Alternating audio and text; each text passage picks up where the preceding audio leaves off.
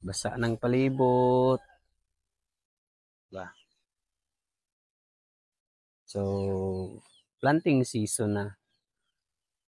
Kanos maayo magtanom og Madre de Agua.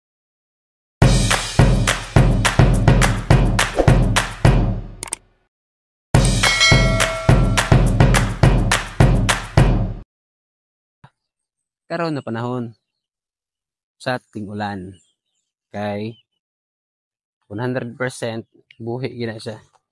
Maliban na lang kung ang inyohang makuha din ng mga cuttings is damaged or wala na insakto pagka-handle, ma-damage ang nodes, kana maglisod yun na siya og buhi.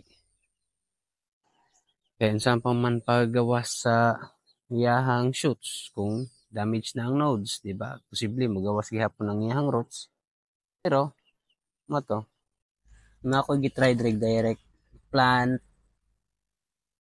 na siya Madre de Agua na, pero 2 days pa na siya gikan pagtiso. Unahan lang kung mag-check na sila ha. Kuan. So mo ni guys, so example sa pangtanom na sa mga Madre de Agua na siya guys. Right, klapok pa. Na ano ang ingon guys na kung tingulaan direct ro nimo nagtisok ng mga Madre de Agua na buhi na siya 100% sa tingulan. Pero ganiting init tagilid na siya. So usa akong pagsuot nga tagilid 50-50 uban mas lower pa, labi na kung dili pa mature nga cuttings ang imong makuha. Siguro sa 30%, swerte na lang to kung dito ma-plaster sa mga moist nga area. Kadto mabuhi to. For example guys, itanam na ako ni sila January. Wow, nagko na kayo. Narvisa na gana ina ako pang shipping.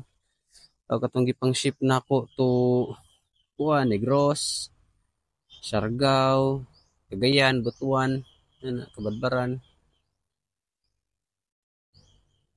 Dito nakuha na nako itong uban.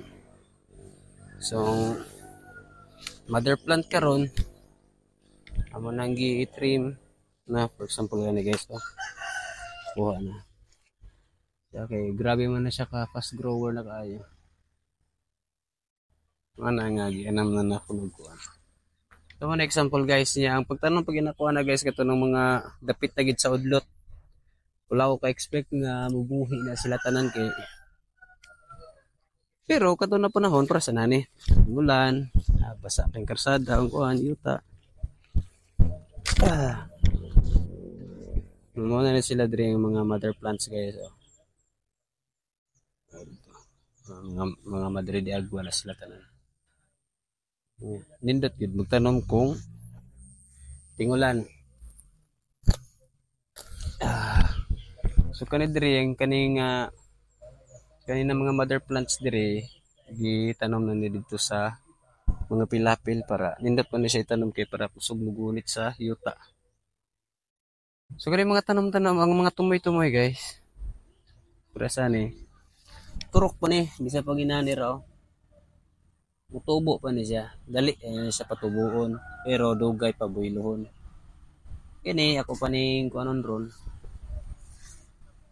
Pang propagate na ako ni sila kay muna ako ni sila og nang naka rooted na ba. Sayang mong pod. Diba? So kanang inani guys, dali ra gid ni siya mabuhi guys. Trade off lang niya kay dugay pod siya mabuhilo. Unlike sa katong mga dagko nga cuttings ang gamiton, mga matured, labi na ka ng tag kuha na mga 1 inch, 1.5 inch niyang diameter sa bali iyang trunk niya or kanang siyang stem. Kung i-direct nimo siya og kuan plant sa yuta, dugay-dugay siya makita nimo nga mo gawas ang iyahang shoots. Pero once na mo gawas na ganing iyang shoots roots established na, dali po kay siya mabuylo. So mo na po na no. Ang kaning mga soft cuttings, dali kini mo makita ang nabuhi siya. Pero dugay po siya mabuylo. Mura siyang stunted ba labi nag dili siya maplastar sa kanang medyo tubigan kaya ng mga yuta guys, dugay siya makabuylo. Pero para sa inyo nga kung kibali na mo'y kuan bantay siyang farm or may taas-taas nga higayon maka atiman, pwede niyo na atiman og pagbisbis. Para dali siya mo daghan mo. Kaya mawag gini siyang gitawag ni siya Madre de Agua guys kay correct me if I'm wrong guys again. Meaning daw na murag mother of water. So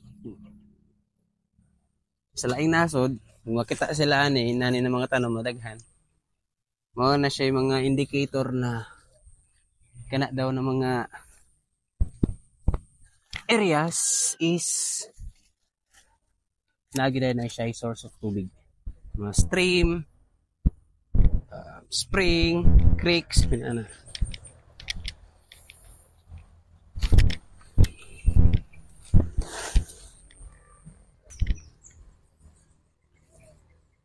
Nato guys before mo mag tanom, before mo magbuhig mga manok, baboy, into kuan mo, kaning organic, natural farming, tanam naman dan ano guys. Alternative feeds guys. Uy. Ug sa katong nagplano pa lang magbuhi-buhi, tanam dumudaan. Lamang kayo mo. Lamang kahit taog nga tay tanom anidaan. Kay para sana good kung magtanom taog na natay buhi.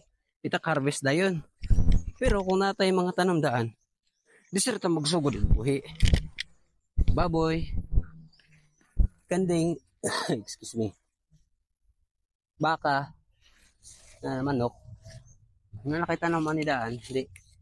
Pagkabot si mong livestock, igon na lang ka, pupakaon sila. Diba? Akong balikon. Tanong mo tadaanan guys. Madre di Agua. So mara to guys no. Salamat sa pagtanaw.